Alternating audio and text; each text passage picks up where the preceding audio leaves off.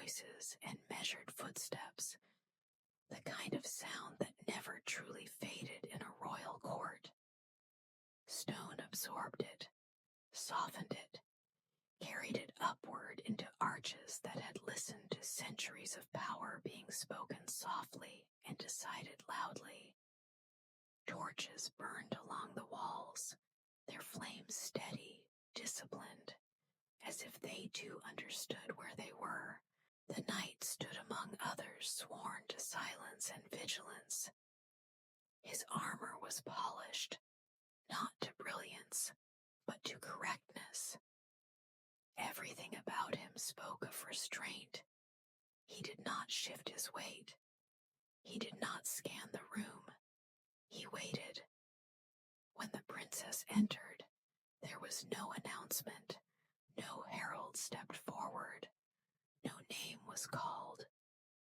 She arrived as inevitability arrives, quietly, without resistance.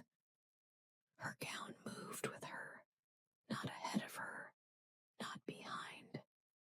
She carried herself not as someone seeking attention, but as someone accustomed to it, and therefore untroubled by its absence. The knight did not look at her at once. That was instinct, training, discipline built over years of learning when to see and when not to. Yet awareness reached him before sight did, like a change in air pressure. The hall did not grow quieter. It grew more precise. When he finally allowed his eyes to move, it was controlled, professional, brief. And then, despite himself, something settled. She was not young in the way the court admired youth. There was no softness that invited protection. Her beauty was shaped by composure, by an understanding of her place that had matured her beyond ornament. Her gaze passed over the room carefully, as though she measured what she saw before allowing herself to acknowledge it. When her eyes crossed his, there was no reaction, no surprise, no curiosity, just recognition, not of him as a man, but of him as a presence, something stable, something that did not move unless required. The knight lowered his gaze immediately. The moment ended, yet it did not vanish. The court resumed its rhythm. Voices rose and fell.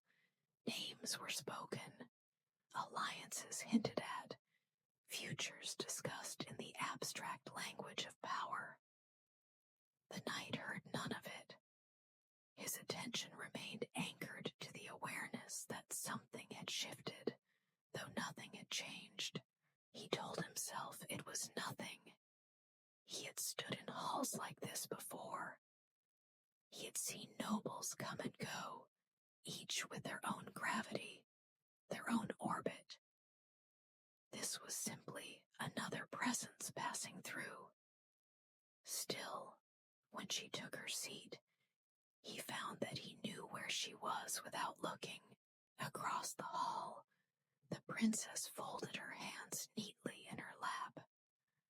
She listened as she had been taught, without interruption, without visible impatience. She had learned early that stillness invited underestimation, and underestimation was a form of freedom. She did not look at the knight again. She did not need to. Something about him remained with her, not as image, but as certainty. The way he had stood, the way he had not watched her. Men in courts always watched, either openly or with poorly disguised caution. This one had not. It was not flattering. It was grounding. As the gathering continued, she felt the familiar weight of expectation settle on her shoulders. Marriage would be discussed soon, if not today then in whispers hours after. Her life had been measured in futures since childhood. She accepted that. She had learned to live inside inevitability without losing herself to it. Still, as she listened, she became aware of a quiet question forming, not one she intended to answer, only one that existed. How does a man learn to be that still? The knight remained at his post long after the hall emptied. He was accustomed to being last. He watched servants clear the space, watched shadows retreat as torches were extinguished one by one. Only then did he allow himself to exhale fully. He did not think of the princess. He told himself he did not. Yet when he finally turned to leave, his eyes went to the place where she had sat. The space was empty, and somehow that absence felt more present than her arrival had been. The castle followed a rhythm older than memory. Bells marked hours, footsteps marked authority, silence marked everything else. Within that rhythm, the knight learned where he was meant to stand and where he was never meant to linger. His post placed him near thresholds, doors that separated private chambers from public corridors, spaces where voices lowered themselves without being asked. From there, he saw the court move like a slow tide. Nobles passed with their concerns folded neatly into their expressions. Servants drifted between them, careful not to exist too loudly. And sometimes the princess passed. She never acknowledged him directly. That would have invited speculation, and speculation was a luxury neither of them possessed. Yet her presence altered the space around her. Conversation softened, movement slowed. It was not command that did this, but composure. She carried stillness with her, as if it were part of her training. The knight noticed how she paused before entering rooms, how her hand rested briefly on stone or wood, grounding herself before stepping forward. These gestures were small, nearly invisible. They were also deliberate. He recognized them because he practiced the same discipline. In the evenings, when the corridors emptied and torches burned lower, the knight remained where he was, though his duties technically ended. No one questioned it. Reliability was a form of invisibility. He listened to the castle settle, the creak of beams, the distant murmur of guards changing shifts, the soft hush that followed. Above him, in chambers designed for reflection and restraint, the princess stood often at her window. From there, she could see nothing of him, only stone paths, courtyards, and the slow turning of shadows. Still, she found herself returning to that window night after night, as though something waited there, not to be seen, but to be acknowledged. She thought of him rarely in words. It was easier to think in sensations. The awareness of being observed without being claimed. The steadiness of a presence that did not demand space. When suitors were discussed, she listened carefully. Names carried weight. Futures arranged themselves in careful phrases. She responded as expected, with grace and patience. Yet inside, something remained untouched by negotiation. The knight, meanwhile, trained harder than necessary. He refined movements already mastered. He welcomed exhaustion because it quieted thought. Still, in the moments before sleep, when armor was removed and silence returned, the image of a candlelit hall would surface uninvited. Not her face, the space she had occupied. They moved through the same castle, bound by different oaths, she to lineage and continuity, he to service and restraint. Neither broke their vow, neither needed to.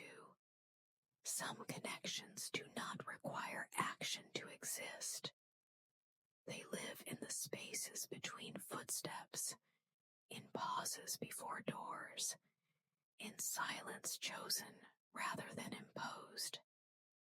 And within those spaces, something patient and unspoken continued to grow. The corridor was narrow enough that sound carried without effort. Stone walls remembered every footstep that had ever passed between them, and the night had learned to move through such spaces without disturbing their memory. That afternoon, the light slanted differently through the high windows, pale and thin, as though the day itself hesitated. He was stationed near the passage that led from the inner chambers to the council rooms. It was not an unusual assignment. Thresholds were his domain, places where movement slowed and voices softened. The princess approached alone. No attendants followed her. That, too, was not unusual, yet it altered the air. She walked at an unhurried pace, hands folded lightly before her, gaze lowered, not in submission, but in consideration. When she reached the point where the corridor narrowed further, she stopped. So did he. Protocol required a bow. He inclined his head, precise and formal. She acknowledged it with a slight nod, equal in restraint. For a moment, nothing else occurred. No one passed. No voices echoed. The corridor held them both, suspended. "You stand very still," she said at last. Her voice was quiet, not meant to travel beyond the stone around them. It was not a question, not a compliment, simply an observation, offered without demand. "Yes," he replied. It was the only answer he allowed himself. He did not explain why. Stillness was not something that required justification. It was something one learned, often through necessity. She did not move on immediately. Instead, she turned her gaze toward the wall, tracing with her eyes the faint imperfections left by time. The pause felt intentional, as though she weighed whether silence was enough. "It must take discipline," she said. He hesitated, not outwardly, but within. Discipline was a word often used by those who had never been forced to learn it. Yet from her, it sounded different, considered, respectful. "It does," he answered. Another pause followed, longer this time. The corridor did not hurry them. Light shifted slightly, dust visible in the air between them. The moment did not demand more than it was given. She inclined her head once more, then resumed her walk. As she passed him, close enough that the movement of her gown stirred the air near his armor, neither turned. He remained still until her footsteps faded. Only then did he realize that his breathing had changed. That evening, the princess returned to her chambers earlier than usual. She dismissed her attendants with a calm that invited no questions, and stood alone in the quiet room, candles burned low, their light soft and steady. She sat by the window, as she often did, and allowed the day to settle. The exchange replayed itself, not as dialogue, but as sensation. The narrowness of the corridor, the steadiness of his voice, the way silence had been allowed to exist without apology. She understood then that some conversations did not need to be extended to be meaningful. What mattered was not what had been said, but what had been acknowledged elsewhere.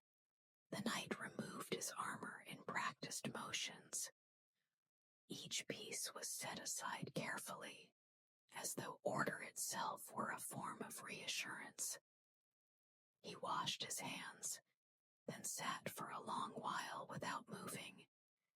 He had spoken only a handful of words to her, yet those words remained, not because of what they contained, but because of what they did not attempt to claim. Some bonds were formed not through declaration, but through mutual restraint, through the shared understanding that certain things, once named, could not be safely contained, and so they remained unnamed. The court changed as seasons did, quietly, without asking permission. New faces arrived, old alliances loosened or tightened. Conversations lengthened, then shortened again, reshaped by needs that shifted beneath polite words. The night remained constant within it all, stationed where movement slowed and intent revealed itself. From his place near the council doors, he watched carefully, not in suspicion, but in understanding. The princess had become the subject of attention that did not belong to her. Proposals were discussed in rooms where she was not present. Futures were outlined with careful optimism, spoken as though inevitability were kindness. She listened when required, responded when addressed, and otherwise allowed silence to serve her. The knight saw the subtle toll this took. It revealed itself not in weakness, but in precision. Her movements became more deliberate, her pauses slightly longer. She seemed to gather herself before entering rooms, as though the threshold demanded more of her now than it once had. He never approached her. That, too, was a choice. Their paths crossed often enough to establish familiarity without invitation. In corridors, in open courtyards, along staircases where the stone had been worn smooth by generations of similar restraint. Each encounter followed the same pattern: acknowledgement, distance, departure. Yet something changed, not between them, but around them. Others began to notice the absence of interaction. A knight who did not seek favor, a princess who did not invite attention. In a court where ambition was often loud, their restraint was conspicuous. One afternoon, as the princess walked through the outer gallery, a group of courtiers paused their conversation. Their voices resumed only after she had passed. The knight stood at the far end of the hall, posture unyielding, gaze forward. She did not look at him. Still, she felt the steadiness of his presence, like a line drawn through the space, unbroken, unmoving. Later that evening, she sat alone in her chamber, listening to the faint sounds of the castle settling into night.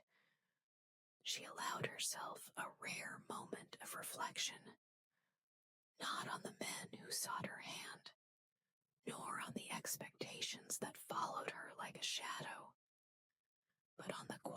reassurance she felt whenever she passed that familiar corridor. It troubled her, not because it tempted her, but because it comforted her. Elsewhere, the night stood watch beneath the open sky. The air had cooled, carrying the scent of stone and distant rain. He adjusted his stance, a habit more than a necessity. His thoughts returned, unbidden, to the way her presence altered rooms without effort. He reminded himself of the cost of watching too closely. Observation could become attachment. Attachment could become choice. And choice, once made, rarely allowed retreat. Yet restraint did not mean blindness. Both of them understood this truth. Watching was not the same as wanting. It was acknowledgement without claim, recognition without pursuit. And so they continued. She carried the weight of being seen without being chosen. He carried the weight of seeing without acting. Between them, the court moved on, unaware that something quiet and enduring had taken root in the spaces it overlooked. The garden existed apart from the rest of the castle, as though it had been allowed to remember a slower time. Stone paths curved gently between hedges that were trimmed with care, but never forced into symmetry. Trees stood where they had chosen to grow, their branches casting long, shifting shadows as the sun began its descent. The princess walked there in the late afternoon, as she often did when the court grew too crowded with intention. An attendant followed at a respectful distance, far enough to allow solitude without inviting speculation. The air carried the scent of earth and leaves warmed by the day. The night had been assigned to the outer edge of the grounds. It was not coincidence, but neither was it design. Duty placed him where his presence was least intrusive. From there, he observed the perimeter, aware of movement without engaging with it. When he noticed her among the trees, he did not react. He simply adjusted his awareness, the way one did when something fragile entered the field of vision. Others walked through the garden that evening, courtiers speaking in low tones, servants moving with baskets and tools. Gradually, without instruction, the space thinned. Conversations drifted elsewhere. Footsteps faded. At some point, the princess found herself alone near the stone arch at the garden's far end. She stopped, resting her hand lightly against the cool surface. The light had softened, turning the edges of the world indistinct. "You leave soon," she said. She did not turn when she spoke. She did not need to. She had sensed him there in the same way she always did, through the quiet certainty of presence. "Yes," the knight replied. The words settled between them, heavier than it should have been. He remained where he was, several steps behind her, close enough to be heard, far enough to be correct. There was no ceremony to the moment, no declaration, just the acknowledgement of what both already knew. The princess nodded slightly.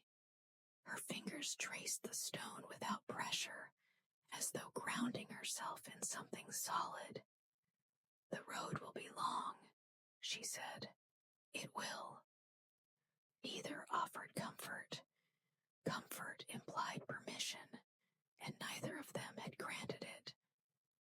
The garden held the sound of distant birds preparing for night, the rustle of leaves shifting in the breeze.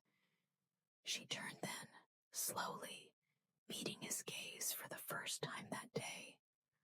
The look was steady, composed. Whatever she felt remained contained, shaped by years of restraint. "Then travel well," she said. He bowed, not deeply, but sincerely. When he straightened, she had already begun to walk away. He did not follow. That would have changed the meaning of the moment. The light faded quickly after that. The princess returned to the castle with the same measured steps she always used. Nothing in her demeanor suggested that the garden had altered her. Yet when she reached her chamber later that night, she remained standing for a long while before sitting, as though the act required adjustment. The knight remained in the garden after her departure. He watched the last of the light disappear, allowing the quiet to settle fully. He had faced battlefields without hesitation, yet this farewell, so gentle, so restrained, had demanded more discipline than any command he had obeyed. Neither of them called the moment what it was. They did not name it a parting. They did not name it a promise. They allowed it to exist as it was, a meeting at dusk, a truth acknowledged, and a silence strong enough to endure what followed. The castle woke before the sun. Torches still burned along the inner walls when the knight passed through the lower gate, his steps measured, unhurried. Morning had not yet announced itself, and the world existed in that brief, uncertain hour where night had loosened its hold, but day had not yet claimed the sky. There was no gathering to mark his departure, no farewell spoken aloud, no gesture meant to be remembered. The court preferred clean endings, ones that could be catalogued and forgotten. This leaving was neither official nor dramatic. It was simply necessary. He adjusted the strap at his shoulder, feeling the familiar weight of armor settle into place. Steel had always been honest.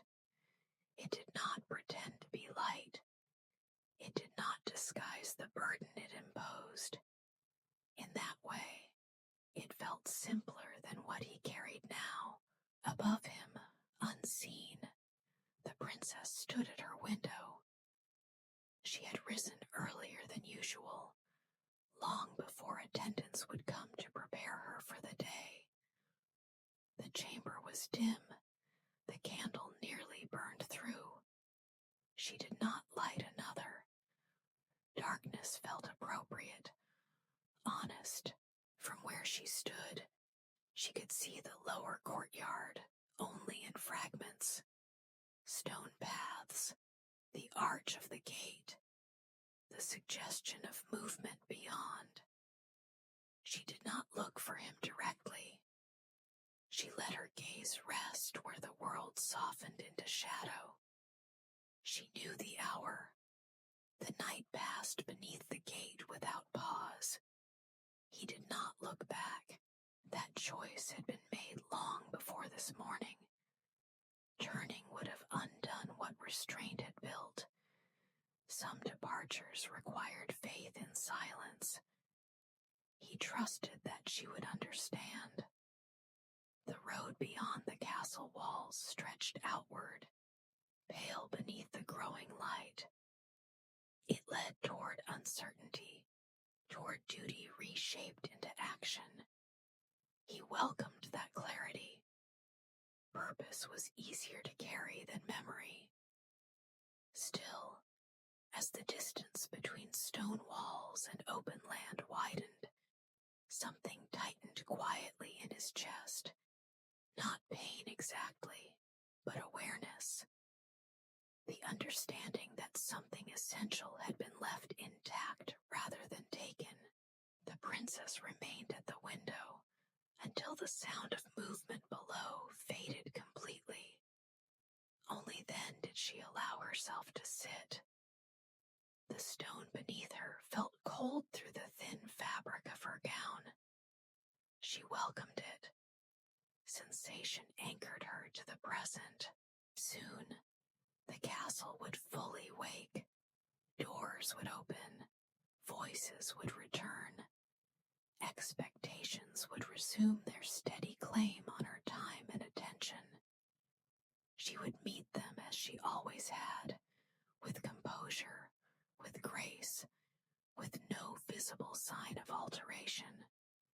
And yet, something had shifted, not outwardly, not in a way anyone would name, but within the quiet places she kept guarded, there was now a clear absence shaped like certainty. She did not mourn it. Mourning suggested loss. This was something else. It was acceptance. The night traveled until the castle became indistinguishable from the land behind him. He stopped once, briefly, adjusting his pace, not to rest, but to acknowledge the moment. Then he continued on, allowing the road to claim his attention. Both carried the same understanding. They had not chosen one another. They had chosen to remain who they were. And in doing so, they had preserved something rare, a connection untouched by possession, unworn by regret, and strong enough to survive silence. Distance did not arrive all at once. It unfolded gradually, measured not in miles, but in changes of light, unfamiliar sounds, and the absence of stone walls that had once framed every moment. The night moved through lands that did not know his name. Villages rose and fell behind him. Roads turned from stone to earth, from certainty to dust. Each night, he made camp where duty allowed, beneath skies unmarked by towers or banners. The stars felt sharper there, less restrained. He welcomed the simplicity of motion. Battle did not come immediately. There were days of waiting, of preparation, of listening to men speak of conflicts as though they were storms, inevitable, impersonal. When fighting did arrive, it was brief and decisive. Steel met steel. Commands were given and obeyed. The knight acted as he always had, without hesitation, without excess.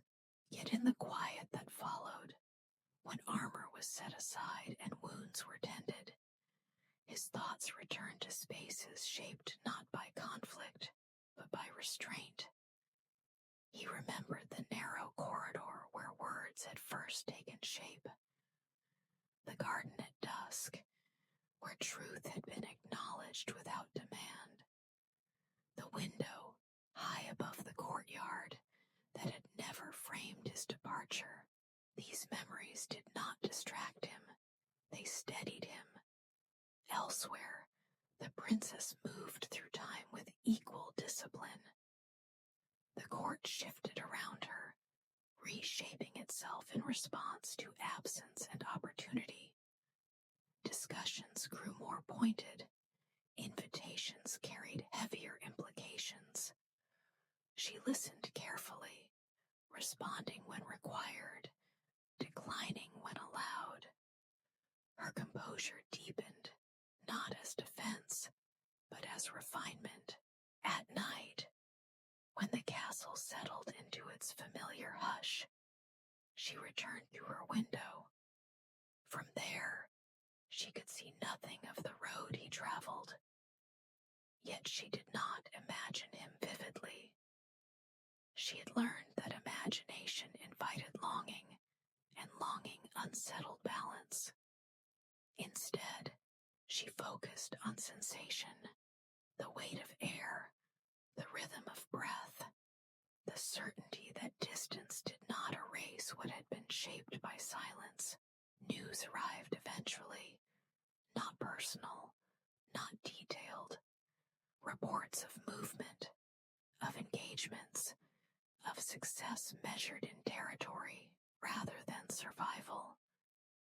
She read each message once, then set it aside. There was no relief in knowing he lived, only confirmation of what she already trusted.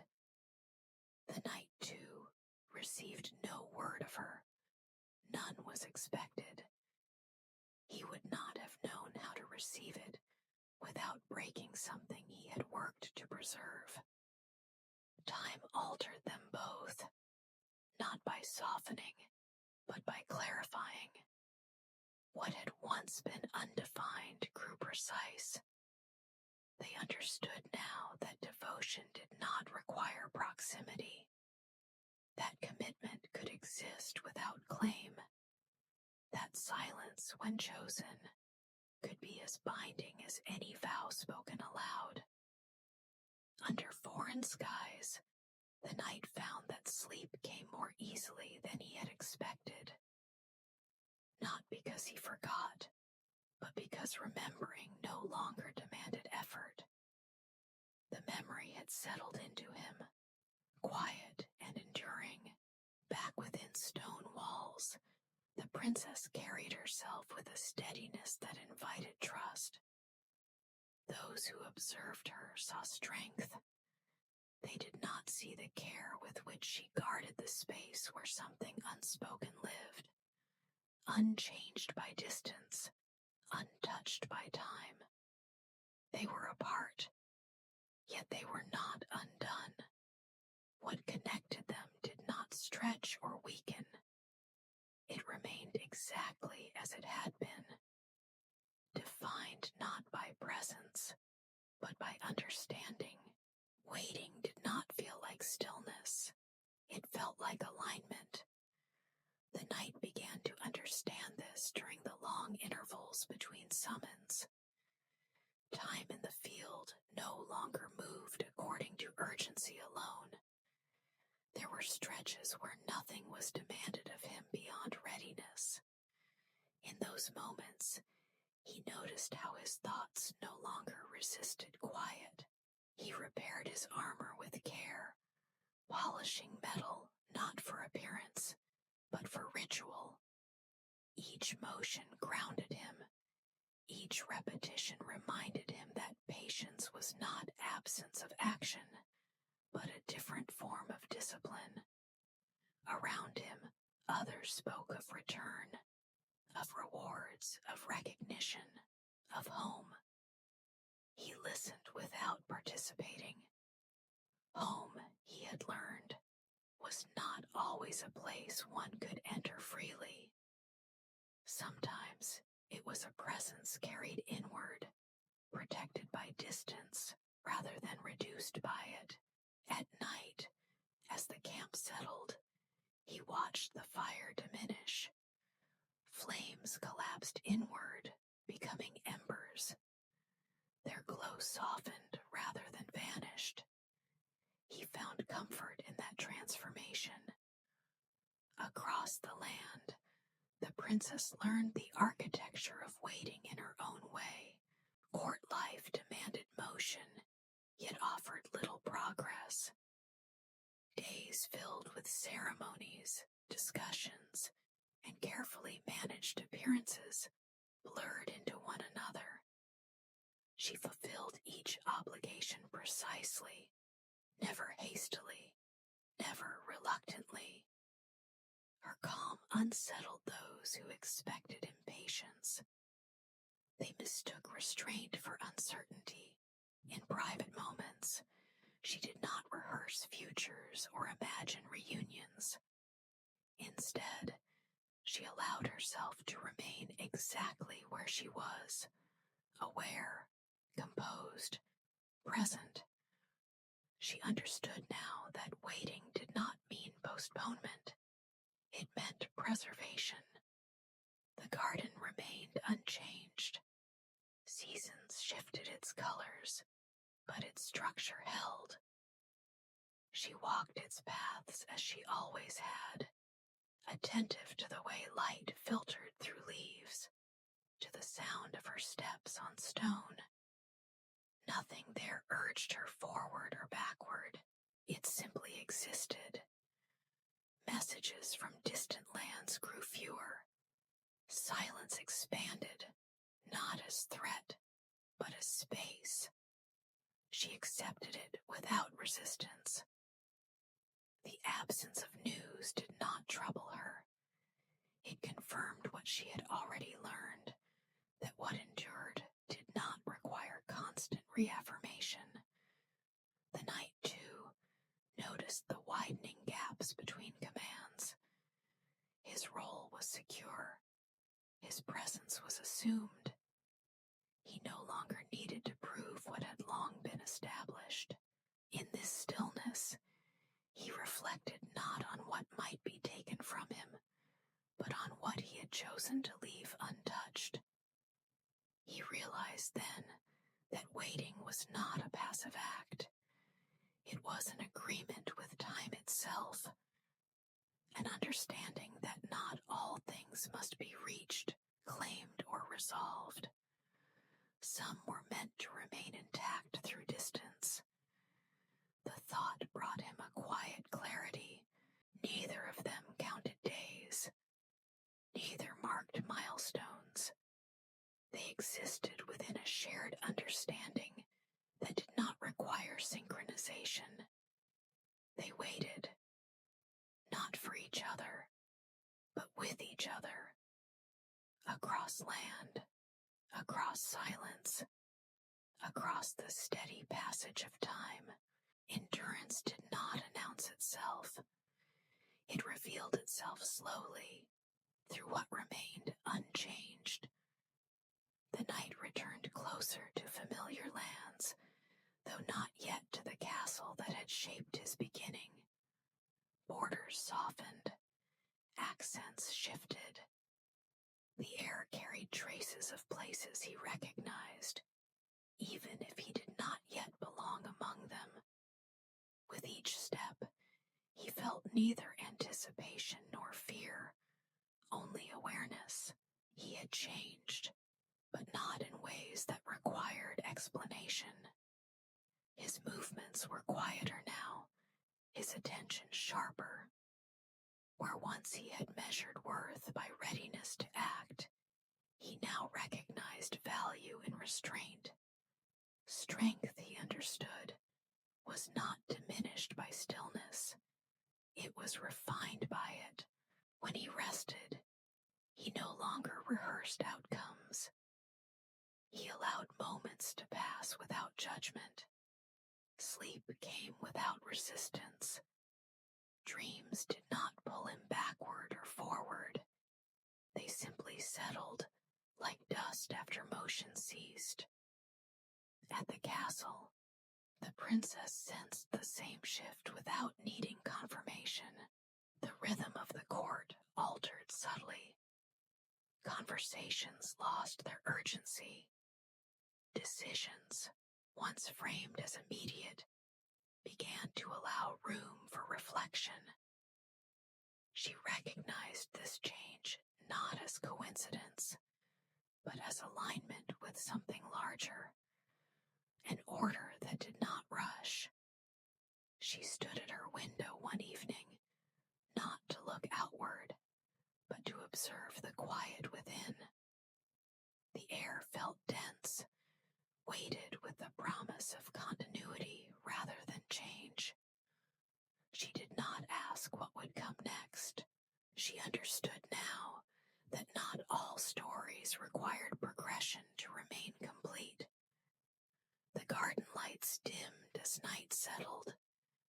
She walked its length slowly, touching nothing, altering nothing. Each stone remembered her step. Each shadow remained where it belonged. She felt no sense of loss there, confirmation. They had both reached a point where expectation loosened its hold. The knight, nearing the end of his campaign, was offered recognition. Titles were mentioned, honors implied. He acknowledged them respectfully, neither accepting nor refusing. He understood that what mattered had already been shaped in quieter spaces, beyond formal declaration. What had passed between them had never sought permission. The princess, informed of shifts beyond the walls, responded with the same composed clarity she had cultivated. She did not prepare for reunion. She did not brace for absence. She allowed the moment to arrive, or not, on its own terms. What endured did not require tension. It existed in parallel, in memory without ache, in presence without possession. They had learned this together, without instruction. And in that understanding, something rare took form. Not a promise, not a future, but a truth steady enough to remain even if nothing else changed. Nothing ended. That was the understanding that settled last. The night arrived at the edge of familiar ground without ceremony. There was no announcement, no moment marked for recognition. He crossed into lands that remembered him, yet did not claim him. The road accepted his steps as it always had, without question. He did not go directly to the castle. Instead, he paused. There are moments, rare and unforced, when motion naturally gives way to stillness. He allowed that pause to exist fully. The wind moved through open fields. Light shifted across the earth without urgency. He felt no need to measure what had passed or anticipate what might follow. What mattered had already found its place. Within the castle, the princess sensed a similar quiet forming. Not anticipation, not warning, only a subtle alignment. The court moved around her as before, but she no longer felt bound by its rhythms. Her presence had become self-contained, complete without reinforcement. She did not return to the window that night. Instead, she remained where she was, grounded in the awareness that nothing essential required witnessing to remain true. The connection she carried had long since detached itself from distance, from visibility, from outcome. It existed as calm certainty. They did not meet, and yet nothing was missing. The knight understood that return did not always mean arrival. Sometimes it meant acknowledgement of growth, of restraint, of what had been allowed to remain untouched. He carried no regret. What he had protected through silence had not weakened. It had matured. The princess understood the same truth from another angle, that what had never been claimed could never be lost. That devotion did not require proof. That presence could exist without convergence. Time continued, as it always does. Seasons would change. Roles would shift. Lives would unfold in parallel paths, neither colliding nor separating further. The story did not close itself. It simply settled into continuity. And somewhere within that quiet persistence, the night moved forward, unburdened. The princess remained steady, unaltered. What they shared did not echo loudly. ask to be remembered. It remained, as calm as breath, as constant as night returning to sky, as present as silence, waiting patiently to be entered